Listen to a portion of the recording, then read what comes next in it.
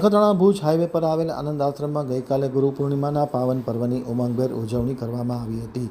દીપકનાથ બાપુ દ્વારા ગુરુવાણી સંભળાવવામાં આવી હતી. રાજારામ બાપુ દ્વારા ઉપસ્થિત ભાવુકોને ભાવભીનો આવકાર આપી મહાપ્રસાદનો લાભ આપ્યો હતો. નખત્રાણા આમતક ન્યૂઝ બ્યુરોમાંથી જયંત વાઘેલાનો એક વિસ્તૃત અહેવાલ.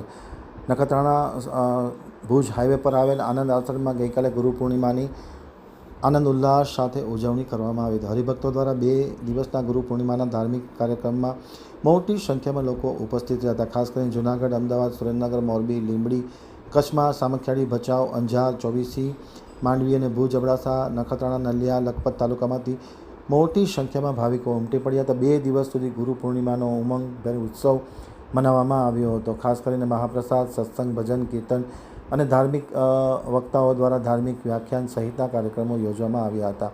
નવાનગર ખાતે આવેલ આનંદ આશ્રમમાં આરતીધામ પર સંત શ્રી ત્રિકમ સાહેબના મહંત શ્રી દીપકનાથ બાપુએ ગુરુમુખી વાણીઓની રમઝટ બોલાવી હતી. સાથોસાથ મોટી સંખ્યામાં ધાર્મિક કાર્યક્રમો પણ યોજવામાં આવ્યા હતા.